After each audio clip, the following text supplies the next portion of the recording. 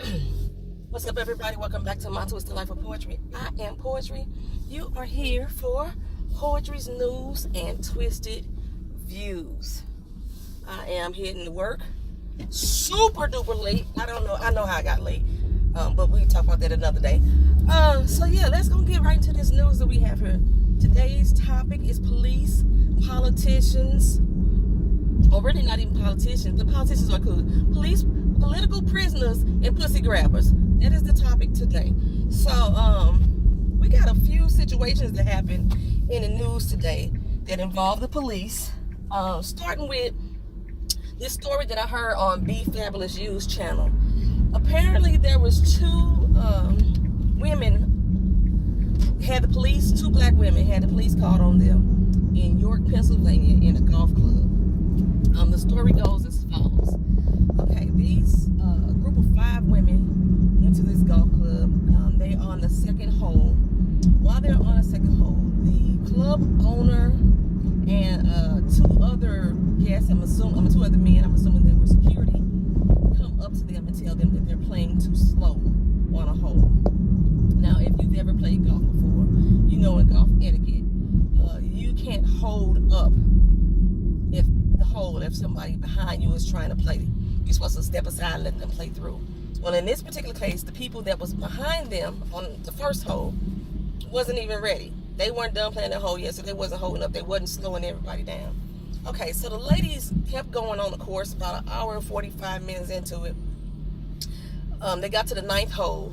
3 of the guests said, you know what, we feeling uneasy about the situation. They must have been talking about it the whole way. So they decided to leave.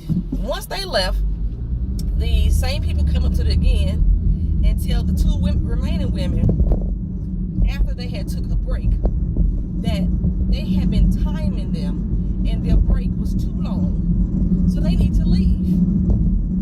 And the ladies were like, look, we've been golfing for over a decade. We know golf etiquette. We know that we haven't taken a break too doggone long. And the people behind us, they are still on a beer break. So they're not ready to come to this hole anyway. So after they got into that, the gentleman told them that he was going to call the police on them. The lady's like, fine, call the police. So they weren't leaving. Now the police showed up. They interviewed everybody that was around. And nobody was detained or arrested. I don't know if the ladies even stayed to play through the rest of the 18 holes. I don't think they did. But what happened in this case, the co-owner, the wife of the business, decided to call up the women and apologize to them about having the police called in them. They want all the guests to experience a fun and loving time. They don't want them to be rushed through the course, as long as they're maintaining etiquette and everything like they said they were doing. So she apologized to them. Well, her husband, the one who kept approaching them on the course, got mad at her and decided that she needed to go back and retract her damn statement. So in her public statement that she made to the news was that nobody did anything wrong on their behalf.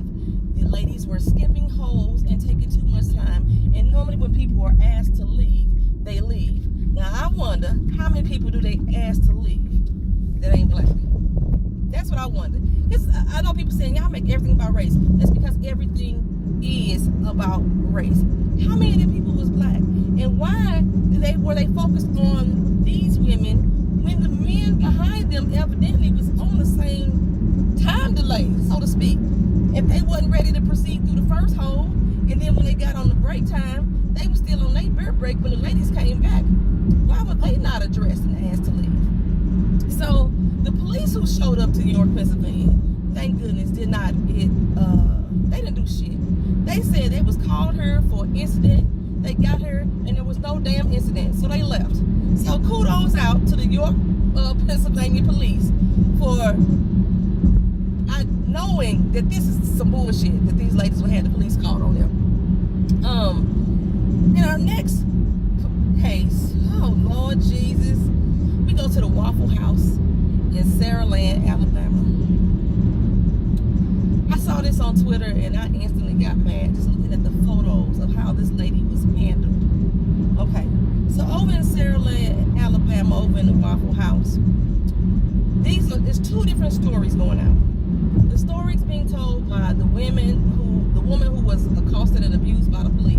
because that happened, regardless of what led up to it. Police abused and sexually assaulted this damn woman, in my opinion. But the woman and her mother and her other guests stated that they were asking for plastic utensils, their meal, and they would charge 50 cents. The lady complained about the 50 cents because she said they were just done the night before, and they have never been charged for utensils that are supposed to be free to customers. So when this happened, the lady employee decided to, now again, this is a black woman, the white employee decided to cancel their order altogether. Well, when she did that, the black woman asked for the corporate's phone number or manager to speak to, and voices got raised and the police were called.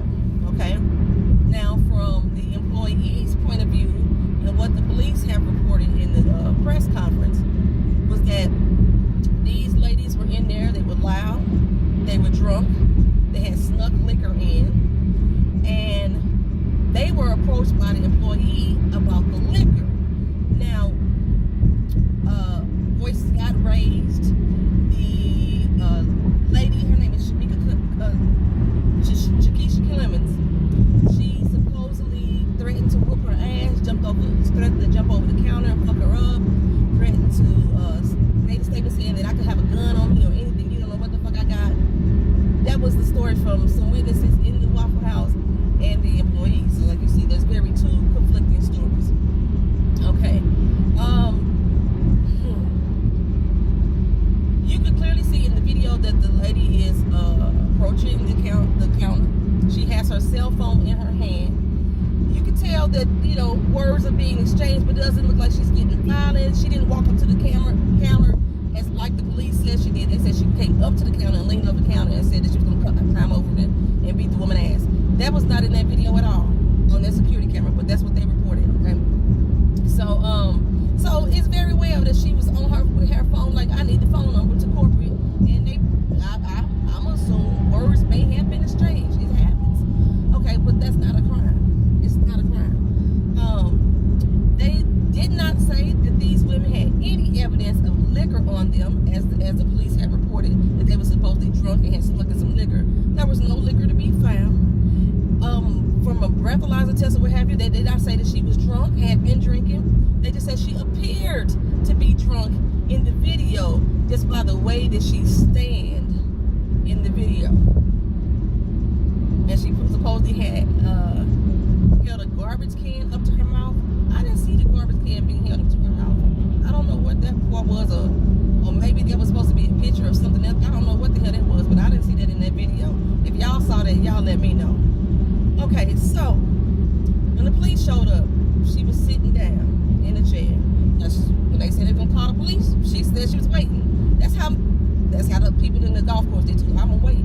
So the police get there. When we see the video footage of the police interaction, her friend has started taping or video recording, and the police is holding onto her arm, and she was like, telling the cop, what you're not gonna do is manhandle me. That's not what you're gonna do.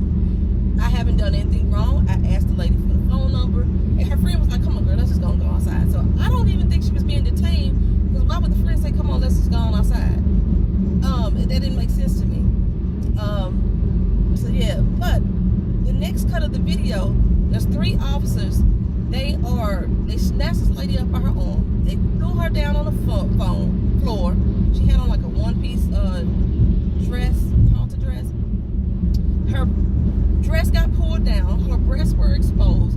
Her friend is screaming, y'all got her titties all out. Y'all got her titties all out.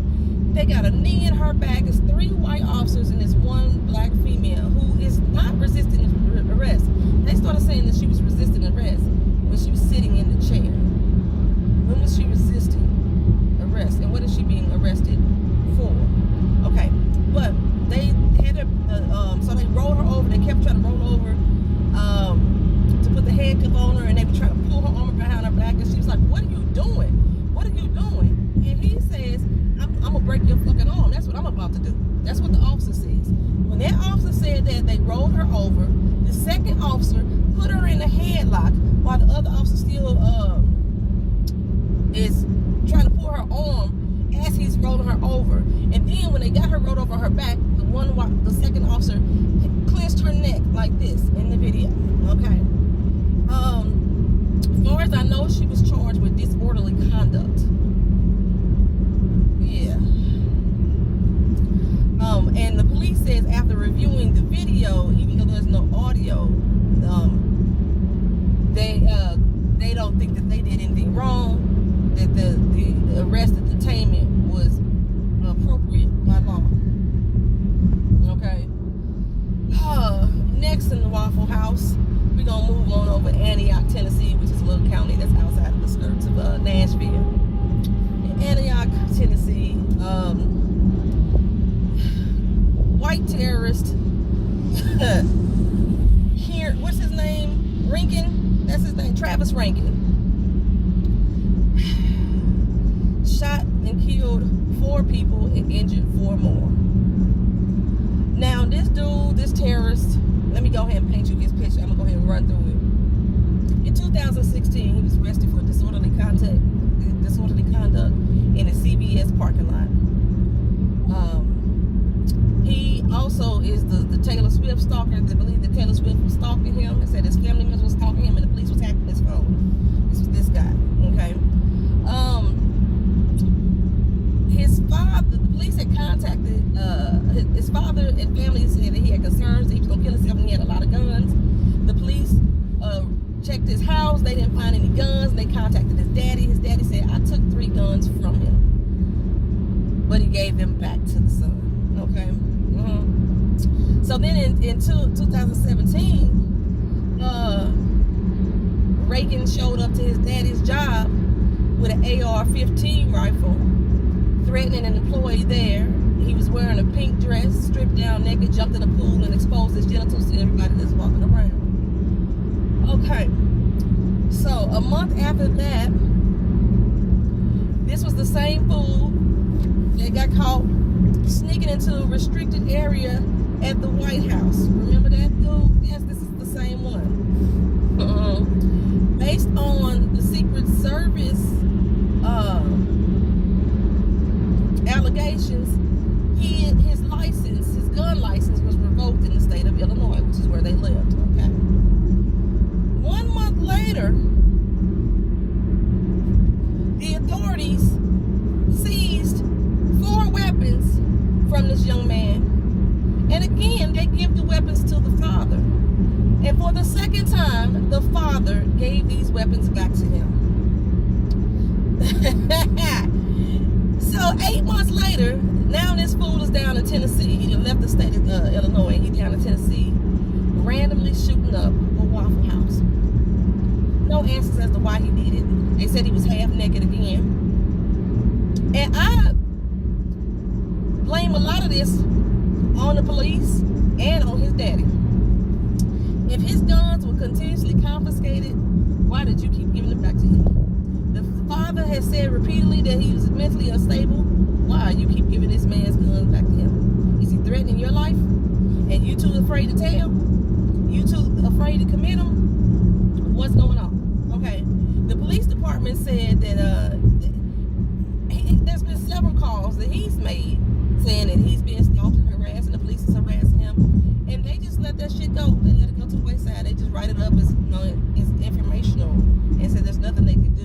They can't take guns away from people who are determined to be mentally unstable, even though there's a 1968 law that says that they can. Oh, basically, okay. We got a black hero that attacked him inside the Waffle House, got the gun away from him, threw it over the counter, and basically saved at least anyone else in that facility from being shot. Once he did that, he ran away. The police did a 34-hour manhunt, and they were able to take him in alive. That's the moral to this story for me, is that they were able to take this man in who just killed 4 people in cold blood, injured 4 more. They took him in alive. They issued him a $2 million bond, which has since been revoked, thank goodness. But I think his daddy needs to be in jail with him. On to plan. Airlines flight on Sunday in Miami. A white male named Jacob Garcia. Don't be tripped off the last name Garcia. I know a lot of black people with Spanish sounding names, but it's Jacob Garcia. He's a white boy. He was on an American Airlines flight, and he was accused of sexually assaulting a woman and making racial slurs at the gate attendant. Okay, so the police came on to the flight. They tased him 10 times. Every time the taser came off, he was swatted off like a fly and said, you hit like a baby. He told the police, come on, get the fuck up out of here, this, that, and other. Okay, so after a struggle, they was able to cart Garcia off the plane. Garcia grabbed the police officer's gun. Now the police officers were able, how many police officers was this? 20? Was it 20? I don't know how many police officers it was. The police, it was 6. The police officer was able to get the gun back from him. He went for the gun again. Once they finally got his ass arrested and into the police car, he kicked out the police windows. But Jacob Garcia, after being tased 10 times for at least 50 seconds, being snatching the police officer's gun and going for the gun a second time, and kicking out the police car windows, was arrested and detained alive. It's the moral to a story. He's still alive. In politics, I don't even know if you can call this politics. Meek Mill is out of jail. People are celebrating. They happy as a motherfucker. I could care less about Meek Mill and this whole situation, with the exception of how it relates to the average everyday black brother who they believe is wrongfully incarcerated or has an extenuating sentence placed upon them. People haven't been advocating for them. Meek Mill had a 2008 drug charge. He violated probation and parole by getting into an altercation in 2017, and he was sentenced to 2 to 4 years in prison. Now, from what I know about being arrested and all that other jazz, if you are on probation and parole and you violate that you have to serve out the sentence of what you're being charged for. So I don't know if 2 to 4 years was too extensive or not, but people was thinking it was too extensive. But somehow Meek Mill has declared himself a political prisoner.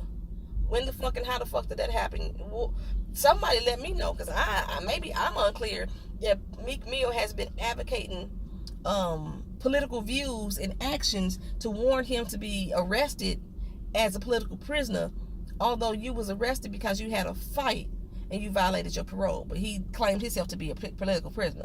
I'm like, did I miss something? I don't know. You see all these celebrities on there like Free Meek Mill, and this fool, once he got out of jail, decided to go to the basketball game within hours of him going out of jail. Not staying with family, getting your affairs in order. You decided to go showboat, take pictures. I see him take pictures with Fabulous and Kevin Hart and all them people. That's what his priorities was, and yes, I'm fucking judging him. Because he still got to go back to court. He's out on an unsecured bail. What the fuck is an unsecured bail? But he used his celebrity status to get that unsecured bail posted. Yeah. In Sudan, 200 child soldiers was released by armed groups with up to 1,000 more to be freed. These are political prisoners, these children, who are being forced to participate in a 5-year civil war that's been going on in Sudan. There's over 19,000 children, our black babies, who are being forced to participate in this civil war. And they are starting to free some of these children and allowing them to go back to homes that have been destroyed and their families killed. What are they going back to? That's all they've known for the last 5 years is how to kill. And pussy grabbers. Bill Cosby trial. I haven't updated y'all on that in a while. Yesterday they did closing arguments. He's facing 3 counts of aggravated indecent assault for allegedly drugging and sexually assaulting Andrea Colston, a 45-year-old white woman. And if convicted, he faces 10 years in jail and a $75,000 fine. And y'all, president, if you haven't been keeping up, federal judge may be delaying the ruling on the Stormy Daniels versus Dumb Donald case for 90 days because his lawyer, Cohen, is now subject to federal investigation himself. Cohen had up until today's date to file the correct paperwork to the judge to substantiate the delay. And although the judge believes criminal charges against Cohen are pending, he felt that there was major holes in what he presented for the delay. And there is no official affidavit that has been filed by Cohen. He just thinks that he just gonna get the delay just because he's the president's lawyer. There's no good news. No good news. Like I said, this is about police, politics, and pussy grabbers. That's all this is about today. I want y'all to thank y'all for listening. I got to get to work because I'm super late. Y'all have a great day. Thank you for tuning in into Poetry's News and Twisted Views. Like, comment, share, subscribe. Peace.